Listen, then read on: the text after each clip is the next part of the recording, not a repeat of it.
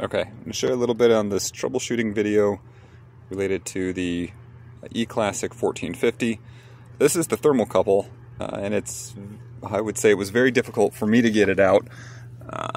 This hole right down here is where it's supposed to sit.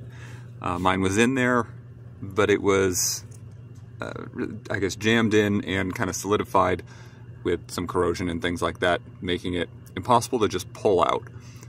So I was looking for the location to try to get at it from the other side, and it wasn't super clear to me within the video or within the documentation. But if you see this little kind of nub that comes down right there, that's the hole that protrudes through that the thermocouple comes out of. It's supposed to be, I think, about a ½ inch out over there. So when I checked mine out, it was sticking out about a ½ inch. It was totally stuck in place, not movable, and also had quite a bit of corrosion over it. The symptom I'm running into is that the temperatures I'm measuring, or that it's reporting for the reaction chamber, are much lower than reality. I can use a thermal gun and check the temperature, and it could be 850 degrees, 900, maybe more, and I'm still getting 250, 350 readings from that thermocouple. So a couple things may be happening, but in any case, I need to check on this thermocouple. When I look down here, one thing I noticed is that one of the refractory bricks you can see is at an angle. If I was able to move it right now, you can see that it's also loose. So one thing that probably isn't helping is that that's kind of pulled down and shielding direct. It was down, I think, a little bit more than that, but kind of in this range. Maybe shielding some of the heat from directly accessing or directly radiating on that thermocouple. So it's possible that's part of it, it's possible that's all of it, but it also could be this old thermocouple. So I went ahead and ordered a new one.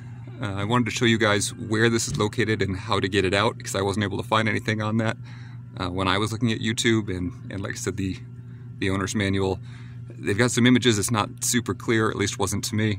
So trying to show this is the back side of the unit. So what I had to do, I tried pulling on the wires here to pull the thing out. It wouldn't go. I went down underneath and basically just lightly hammered on what would have been the front end, kind of right here, realizing I've got a replacement piece, so I could go ahead and kind of lightly hammer it. I was able to get it basically flush with the opening, kind of the outside from the other side. It's going to be hard to show you with the camera, but the opening, the hole it's coming out, I was able to push it back in, but it was still lodged in there.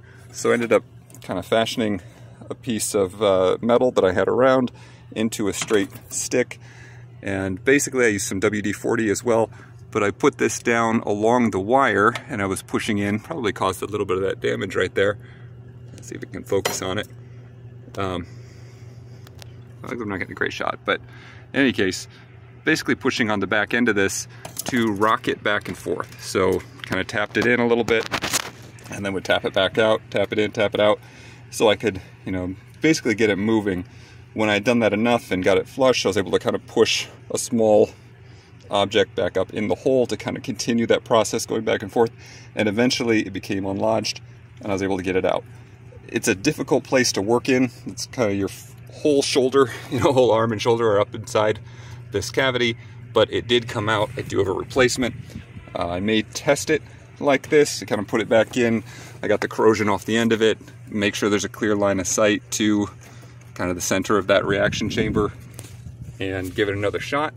But I've got that other one as well that should be, now that I've removed this, straightforward to replace it with. So just wanted to share that update. You do have to take off the secondary air intake elbow here. And you can see from a previous video where I replaced the primary, but that's pretty straightforward. But it's likely, this one is 10 years old-ish, a little more I think.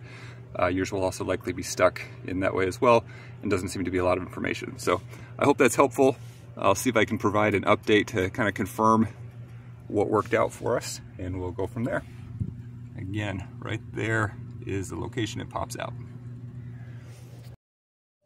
All right, here's our quick update. So this doesn't seem to have solved our problem. We are now hitting temperatures that we haven't been able to hit, at least record through the through that thermocouple, since we've owned it. So we bought this used, it's something 10 to 12 years old, and we've had a few issues because of the age, but that's also helping us to learn the system, and in the process of going through those learning curves, trying to save or share some of that with the community as well. So we're now able to access stage 2. We've never graduated to stage 2 so far because our thermocouple was showing temperatures that were below that transition stage. So I believe it's somewhere in the 500 range, 530, something like that, where you'll go from stage 1 to stage 2. And it looks like we're kind of just oscillating between those two stages, between 1 and 2 at this point currently. But again, the highest temperature that it was showing previously, I think we'd ever hit, was somewhere around 450. And right now we have fairly large logs, so we don't have as low moisture content as I would like it to be, but we're still at least getting up to this level. You can see the output, just about no smoke. We're showing, or we have good combustion. We're not creating a lot of issues here, but overall, not sure if it may have been that refractory brick that was down too low, kind of shielding the thermocouple. It may have been that the thermocouple wasn't out quite enough. It may be that there was corrosion and buildup and things on top of the end, and that was also shielding some of the temperature. Altogether, at this point, it seems like it's working. I do have the original still in there, and everything is fine. It will have that replacement brand new thermocouple in case there's an issue in the future, or if something's not working out, we'll try it out. But for now, we'll probably go forward like this and move right along.